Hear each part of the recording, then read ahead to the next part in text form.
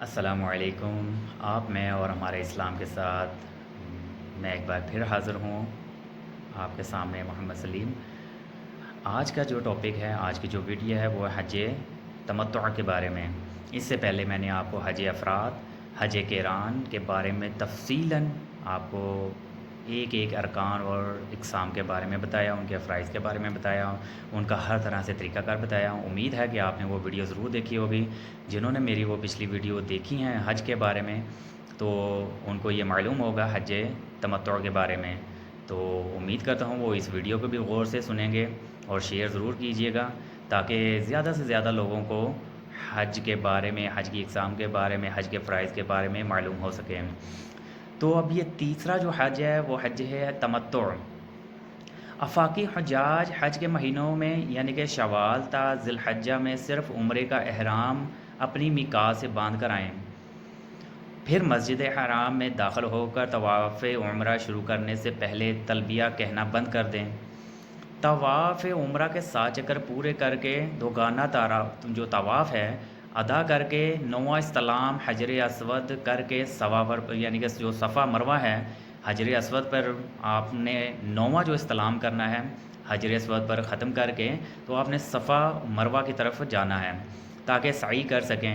طواف میں اصطباع اور رمل صرف مردوں کے ذمہ ہے۔ یاد رکھیے گا کہ جب بھی آپ نے اصطباع کرنا ہے یعنی کہ رمل کرنی ہے، اپنے کندھوں کو ہلا کر چلنا ہے یا تھوڑا سا تیز چلنا ہے، تو وہ صرف مردوں کے لیے ہے۔ عورتیں اپنی وہی آہستہ ایک روٹین کے مطابق چلیں گی۔ صفا سے مروہ اور مروہ سے صفا تک کے 7 چکر مروہ پر پورے ہوں گے۔ یاد رکھیے گا جب آپ صفا سے پہلا چکر شروع کریں گے تو 7واں چکر آپ کا مروہ پر کمپلیٹ ہوگا، جن کی تکمیل کے بعد حلق یا قصر کرا کر احرام کھول دیں۔ ایک عمرے کے بعد مکہ مکرمہ میں رہتے ہوئے، چونکہ آپ 8 ذی الحج سے پہلے گئے ہوئے ہیں، احرام باندھا ہوا ہے آپ نے حج کے لیے، تو آپ نے یہ عمرے کا احرام باندھا ہوا ہے، تو اس لیے آپ اپنا یہ کمپلیٹ جو ہے ارکان ادا کر کے آپ احرام کھول سکتے ہیں۔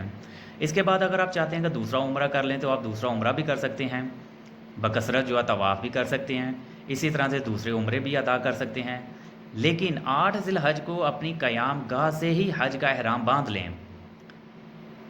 حج تمتع والے اس احرام کی نیت اس طرح سے کریں: اللہم انی ارید الحج فیسرها لی وتقبلها منی واعنی علیہ نویت الحج واحرمت به للہ تعالی عز وجل۔ یعنی کہ یہ حج تمتع والے جو ہیں وہ احرام باندھ کر یہ نیت کریں گے۔ اگر آپ عربی نہیں پڑھ سکتے تو آپ اردو میں بھی آپ یہ نیت کر سکتے ہیں، اردو میں بھی آپ اپنے دل میں یہ پڑھ سکتے ہیں کہ میں حاضر ہوں، میں نے یہ اللہ اور اس کے رسول کی رضا کے لیے یہ اس حج کے لیے حاضر ہوا، وہ خالصتاً اللہ کی رضا۔ یہ یاد رکھیے گا کہ جب بھی آپ عمرے کے لیے یا حج کے لیے آئے ہیں تو وہ آپ اصال ثواب کسی کو بھی کر سکتے ہیں، لیکن آپ کی نیت خالصتاً جو ہے اللہ کی رضا حاصل کرنا ہوتی ہے۔ جب آپ عمرے کے لیے آئیں یا حج کے لیے آئیں تو اللہ کی رضا سب سے پہلے شامل ہونی چاہیے۔ جب آپ یہ نیت کر لیں گے، نیت کے بعد مرد قدرے بلند آواز سے تلبیہ 3 بار کہیں گے، جبکہ عورتیں وہی اپنی دھیمی آواز میں، زیادہ اونچی آواز سے نہیں کہیں گی۔ طواف زیارت جو حج کا آخری فرض ہے، اس کے ساتھ سعی بھی کی جا سکتی ہے، لیکن ازدحام کی دقتوں کو سامنے رکھتے ہوئے اگر کوئی چاہے کہ وہ یہ سعی پہلے کر لے تو پھر اسے چاہیے کہ احرام حج جو آپ نے باندھا ہوگا، باندھنے کے بعد طواف مع اصطباع کریں اور پہلے 3 چکروں کا رمل بھی کریں، پھر طواف کے بعد دوگانہ ادا کر کے صفا مروہ کے 7 چکر پورے کر لیں۔ پھر 8 ہی ذی الحج کو جو ہے اسی احرام میں آپ مینا چلے جائیں، وہاں ظہر سے 9 ذی الحج کی فجر کی نماز تک 5 نمازیں ادا کرنا سنت ہے۔ 9 ذی الحج کی نماز جو ہے نماز فجر ادا کر کے طلوع آفتاب کے بعد عرفات کے لیے روانہ ہو جائیں۔ جلد پہنچ جائیں تو کچھ آرام کر لیں، پھر اپنے وقت پر ظہر کی نماز ادا کر کے وقوف کے لیے خیمے سے باہر نکل کر قبلہ رخ کھڑے ہو کر وقوف کریں، یعنی دعا میں مصروف ہو جائیں۔ تھک جائیں تو خیمہ میں آ کر تھوڑا آرام کر کے، یعنی آپ پھر وقوف کر لیں، مصروف ہو جائیں، اللہ تعالیٰ کے ذکر میں۔ غروب آفتاب تک اب سوائے دعا کے اور کوئی مصروفیت نہیں ہے۔ عصر کی نماز کے وقت پر نماز عصر ادا کر لیں۔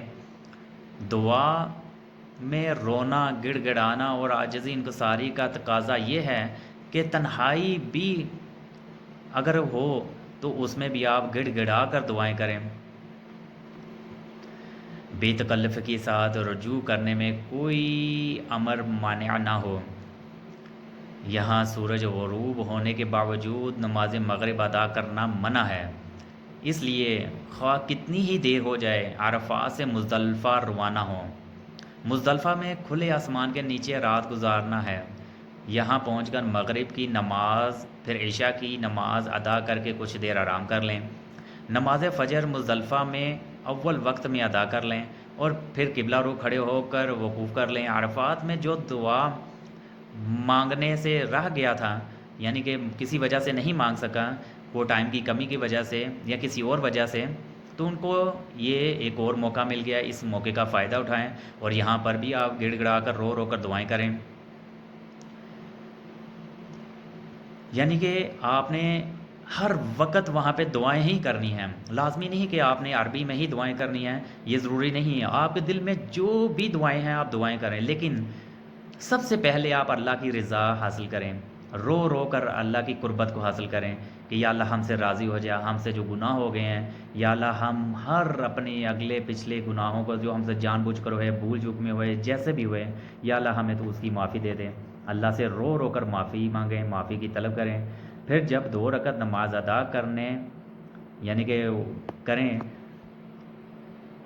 طلوع آفتاب بھی باقی رہ جائے تو مینا کے لیے نکل جائیں آپ۔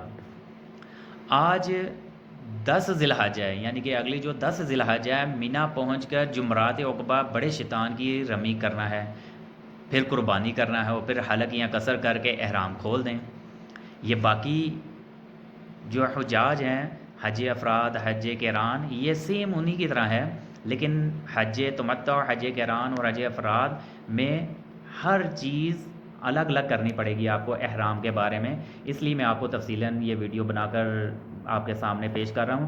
تو آپ یہ ویڈیو لازمی دیکھیے گا، ضرور دیکھیے گا، تاکہ اللہ تعالیٰ آپ کو موقع دے حج کا تو آپ کو ان چیزوں کے بارے میں معلوم ہو۔ اس لیے آپ یہ ویڈیو کو بار بار دیکھیں، اگر سمجھ نہیں لگتی رپیٹ کریں، رپیٹ کر کے بار بار دیکھیں، ہر ایک ارکان کو آپ رپیٹ کر کے دیکھیے، تو اللہ تعالیٰ آپ کو توفیق دے حج کی، مجھے بھی ساتھ توفیق دے، اللہ تعالیٰ ہم سب کو بار بار حج کرنے کی توفیق دے۔ بہتر ہے کہ حج کا آخری فرض طواف زیارت آج ہی کر لیں، یعنی جب آپ احرام کھول دیں گے تو کوشش کریں کہ اسی دن ہی آپ طواف زیارت بھی کر لیں، تاکہ حج کے ارکان جو آخری فرض کو وہ بھی ادا ہو جائیں۔